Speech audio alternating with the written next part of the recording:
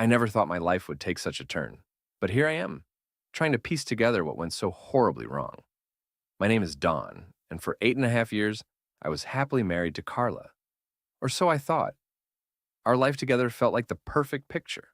Carla was stunningly beautiful, a loving mother to our two kids, Steve, 8, and Lori, 4, and, as far as I knew, my loyal partner. We had built a stable life, a home filled with laughter, promotions that provided us comfort, and two kids who were thriving. Even her parents, who once doubted me, couldn't deny that I'd worked hard to give their daughter everything. Or at least, that's what I told myself late at night when the house was quiet, and my mind wandered to places I didn't want it to go. The cracks started to show one random weekday morning. Carla and I had been bickering over sleep. She claimed my snoring kept her awake. I teased her about her squeaky little snore. To settle the debate, I brought home a voice-activated recorder from work and set it up on our nightstand, half joking that it would reveal the truth. The next morning, we laughed as we listened to the recording. Her snore was as adorable and annoying as I imagined, and she admitted I was no quiet sleeper either. We kissed and moved on, our usual routine pulling us into the day. I thought that was the end of it, but the recorder stayed on the nightstand, forgotten. Days turned into weeks, and life continued as usual, until one fateful afternoon. Carla called asking if I could come home early to watch the kids. She had an important meeting at the bank where she worked. That was normal enough, so I agreed. I arrived home, took care of the kids, and settled in for an uneventful evening. Then, while tidying up the bedroom, I spotted the recorder. A wave of curiosity hit me, and I pressed play. The first thing I heard was us, laughing and teasing about our snores. Then, as the tape rolled on, the sound of my own voice faded, replaced by something I never expected to hear. It started with muffled whispers, followed by unmistakable sounds of passion. Carla's voice, but not with me. I froze. I rewound the tape and listened again, hoping I'd misunderstood. But there was no mistaking it. Carla had been unfaithful. The bed we'd shared for years, the same bed where we'd conceived our children, had been defiled. And the man's voice, deep, smug, and far too comfortable in my home, made my blood boil. The worst part wasn't even the betrayal itself. It was the way they spoke about me, their casual dismissal of my existence. "He's clueless," the man said with a laugh. Carla giggled and responded, "I've never given him a reason to doubt me." I stopped the tape. My hands trembled as I realized my marriage, the foundation of my life, was built on lies. I felt physically ill, but I couldn't stop listening. I needed to know how long this had been going on, how deep the betrayal ran. And so, I sat there, alone in the quiet of our room, trying to come to terms with the unthinkable. My wife, the mother of my children, was not who I thought she was. I sat in that bedroom, my mind a whirlwind of anger, pain, and betrayal. The man's voice still echoed in my ears, smug, mocking, and utterly disrespectful of the life I had built with Carla. My hands clenched into fists so tightly that my knuckles turned white. I didn't know who he was yet, but I was determined to find out, and he was going to pay for it. The kids were at our neighbor Judy's house, thankfully spared from the chaos brewing inside me. My first instinct was to confront Carla the moment she walked through the door, to scream at her, to demand answers. But then a darker, more calculated side of me emerged. If she had been this deceitful, how could I trust her to tell me the truth now? No, I needed evidence, undeniable proof that would not only expose her, but leave her and her accomplice with no escape. I grabbed the recorder and tucked it into my pocket. The next few hours were a blur as I began setting up cameras in every corner of the house. The bedroom, the living room, even the kitchen, they were all wired for sound and video. If Carla wanted to play this game, I was going to make sure she lost. By the time she came home that night, I had calmed myself outwardly, but the storm inside was far from over. She walked in, kissed me on the cheek like nothing had happened, and asked about the kids. "They're fine," I replied coolly. "Judy's watching them. How was your meeting?" She hesitated just for a fraction of a second, but it was enough. "Oh, you know," she said, forcing a smile. "Same old stuff. bank policies and customer complaints. I nodded, pretending to believe her, and watched as she moved around the kitchen. She was wearing the same perfume I had once loved, but now it made my stomach turn. As she reached for a glass of wine, I stepped closer, towering over her. "Carla," I said, my voice low and steady. "Who's the guy?" Her hand froze, the wine bottle suspended in midair. "What are you talking about?" I took out the recorder and placed it on the counter between us. "This," I said, pressing play. The color drained from her face as the sounds of her betrayal filled the room. For a moment, she said nothing, her mouth opening and closing like a fish gasping for air. Then she tried to grab the recorder, but I snatched it away. "Don't you dare," I hissed, my voice shaking with barely contained fury. "You've lied to me, to our children, to everyone. Who is he?" Tears welled up in her eyes, but I wasn't falling for it. "Don, please," she stammered. "It's not what you think." "It's exactly what I think," I roared, slamming my fist on the counter so hard that the wine glass shattered. "Tell me his name, or I swear, Carla, I'll make your life a living hell." Her resolve crumbled. "It's Steve," she whispered, barely audible. I froze. Steve was my coworker, someone I'd invited to our home for barbecues, someone who'd held my children on his shoulders and played catch in the yard. The betrayal cut deeper than I thought possible. Without a word, I grabbed my keys and stormed out of the house. Carla shouted after me, begging me to come back, but I ignored her. I had only one destination in mind, Steve's house. When I arrived, I didn't bother knocking. I pounded on his door with such force that I thought it might come off its hinges. Steve opened it, his face morphing from surprise to fear the moment he saw me. "Don, hey," he started, trying to feign innocence. "What's going—" I didn't let him finish. My fist connected with his jaw, sending him sprawling onto the floor. "You son of a bitch," I shouted.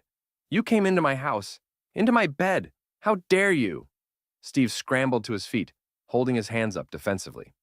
"Don, wait, let's talk about this." "There's nothing to talk about." I swung again, this time hitting him square in the gut. He doubled over, gasping for air. "You were my friend," I growled, standing over him. "You smiled in my face, pretended to care about my family, and all the while you were screwing my wife." Steve didn't fight back. Maybe he knew he deserved it, or maybe he was just a coward. Either way, I didn't care. I grabbed him by the collar and yanked him to his feet. "If you ever come near my family again, I'll destroy you. Do you understand me?" He nodded, blood dripping from his nose. "I'm sorry," he choked out. "I never meant for this to happen." I released him with a shove, my chest heaving. "Save your apologies for someone who cares. You're dead to me." I left him there broken and bleeding and drove back home. Carla was waiting in the living room, her face streaked with tears.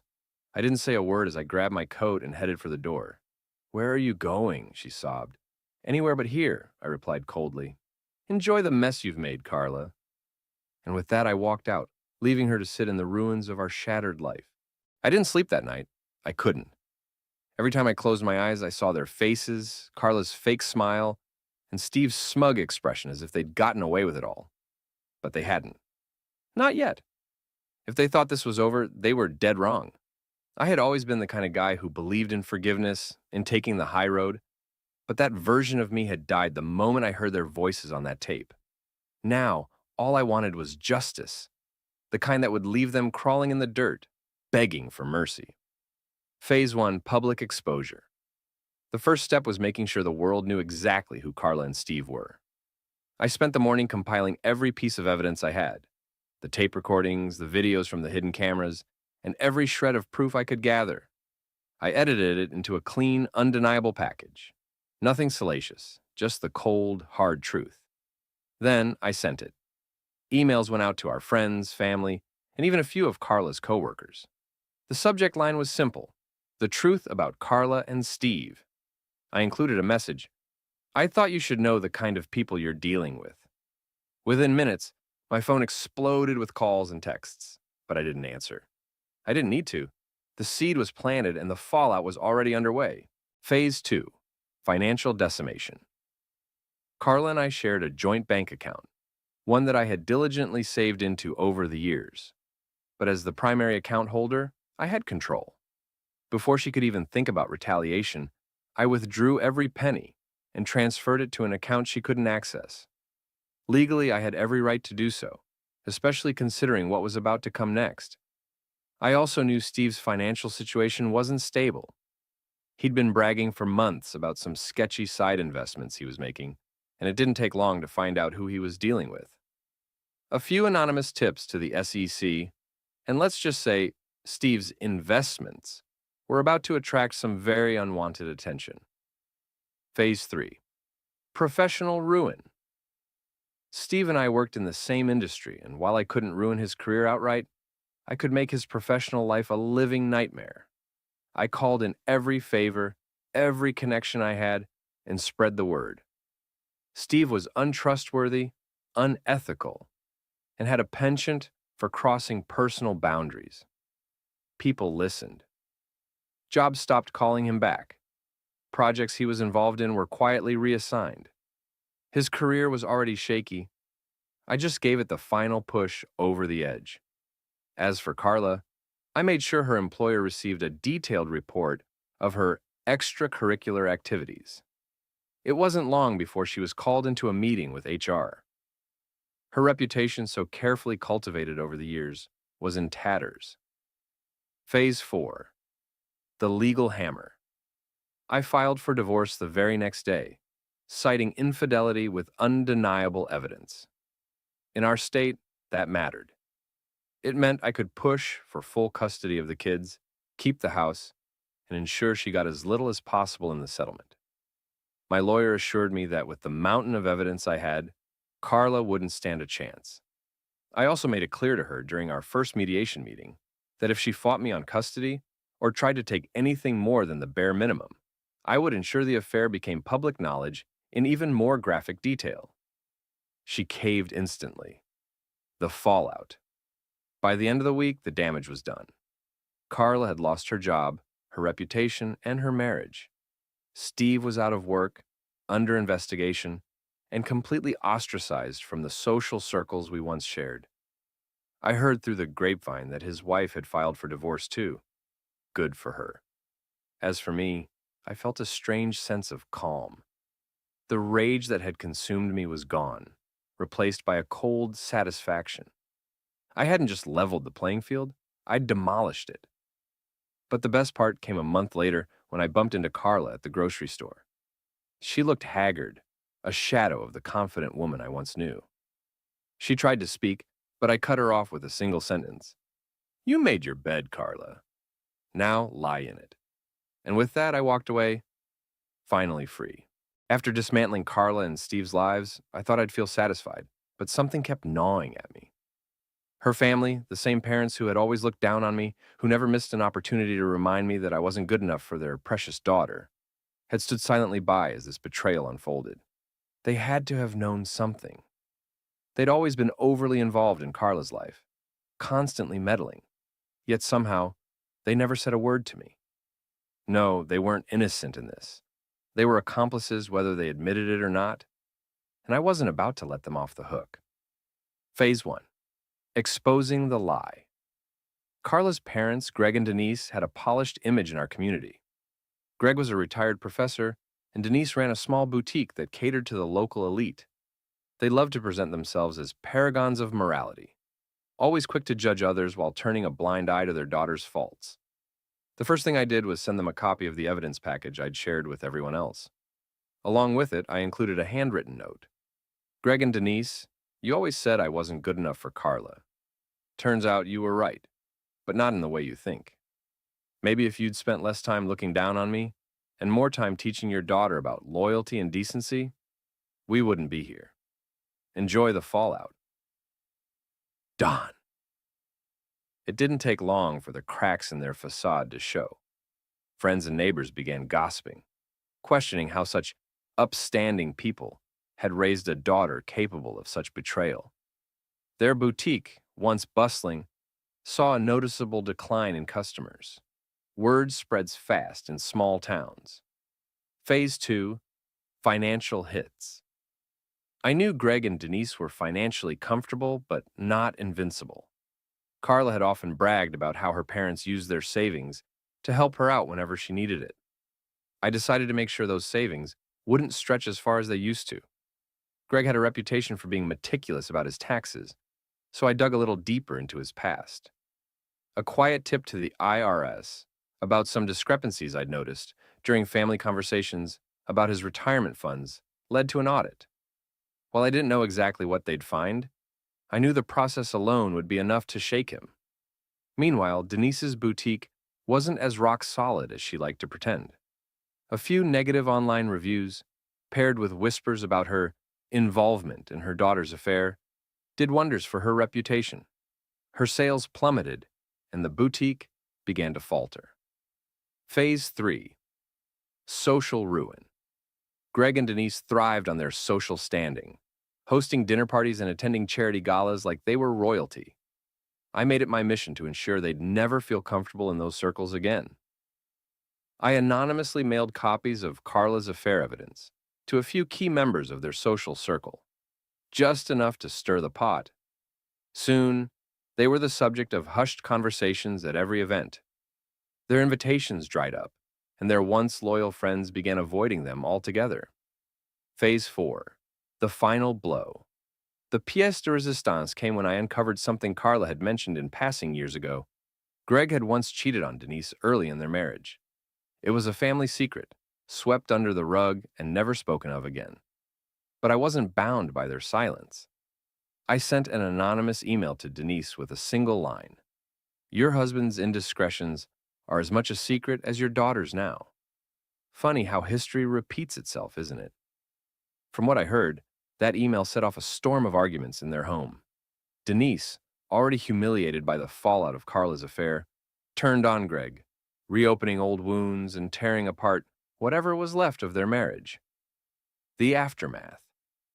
By the end of it all, Greg and Denise were a shell of their former selves. Their perfect family image was shattered, their finances strained, and their social life obliterated. They retreated from the public eye, too ashamed to face the world they once dominated. As for me, I moved on. I had no regrets about what I'd done. They had judged me for years, made me feel like an outsider in my own marriage, and now they were paying the price. Justice had been served. After everything I'd been through, Carla's betrayal, Steve's smug deceit, and the destruction of her family's polished image, I found myself standing in the aftermath, staring at the pieces of my life. I had scorched every bridge that connected me to my old world. And while the fire burned bright, there was a hollow space inside me that the revenge couldn't fill. It was time to rebuild, not for Carla, not for her family, and certainly not for the people who turned their backs on me when I needed them most. This time, I'd rebuild for myself and my kids. A fresh start. The divorce finalized faster than I anticipated, thanks to the mountain of evidence I had gathered. Carla didn't fight for anything, not the house, not the kids, and not even her dignity. It was as though she had accepted her defeat and disappeared into the shadows. I got full custody of Steve and Lori.